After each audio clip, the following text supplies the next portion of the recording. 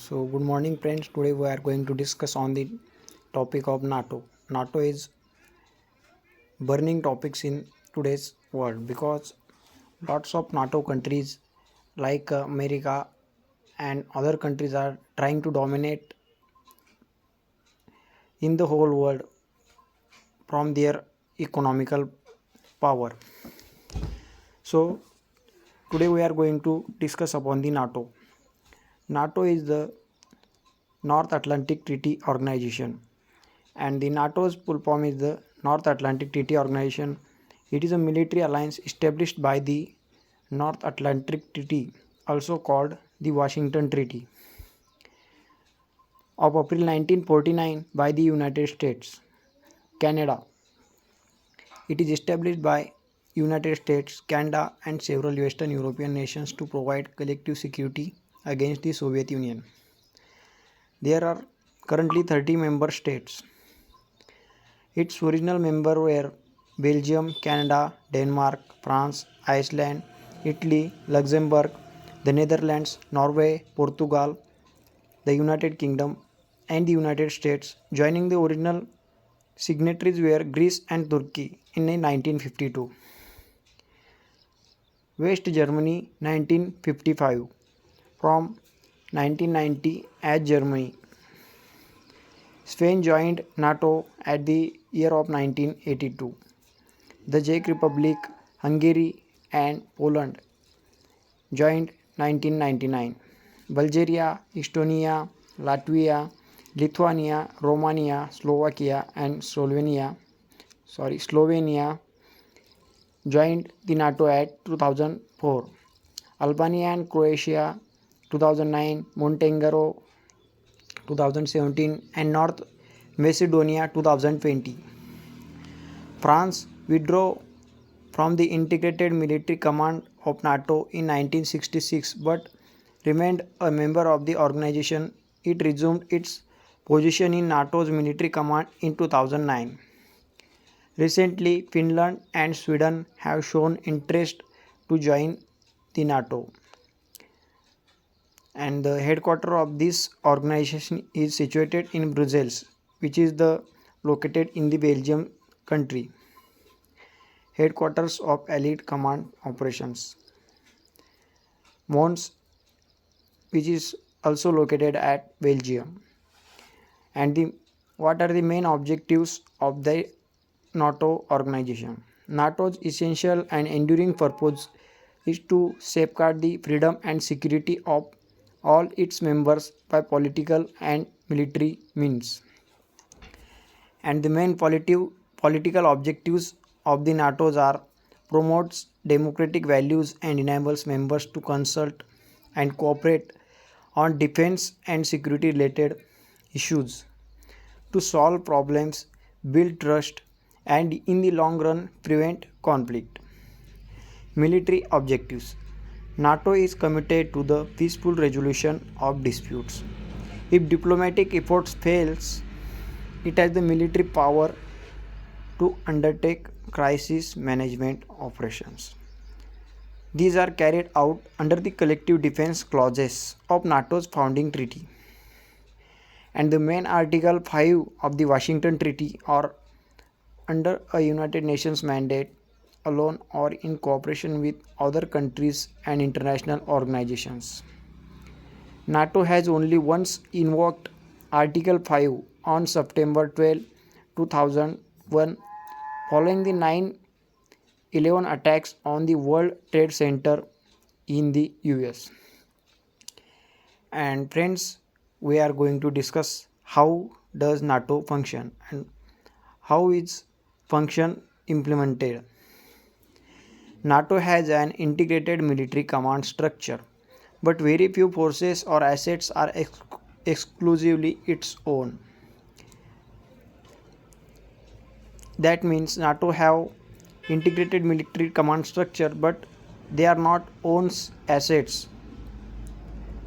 for the military purposes. Most forces remain under full national command and control until member countries agree to undertake NATO related tasks.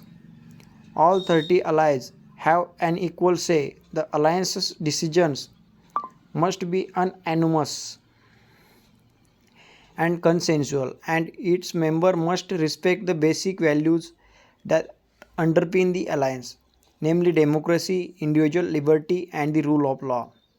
NATO's protection does not extend to members' civil wars or internal coups.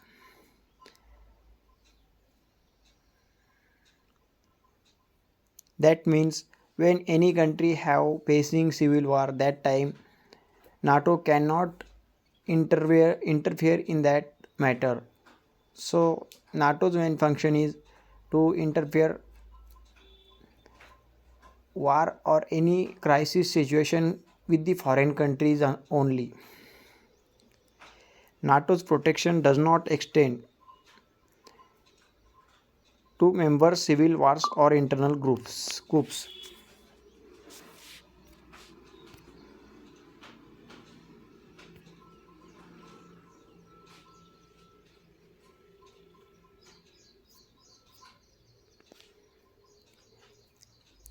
NATO is funded by its member. The US contributes roughly three-fourths of NATO budget. That means the three-fourth budget of this organization is funded by only the United States of America. And going to discuss about what is the origination and why this organization is originated and what was the reason from this organization. And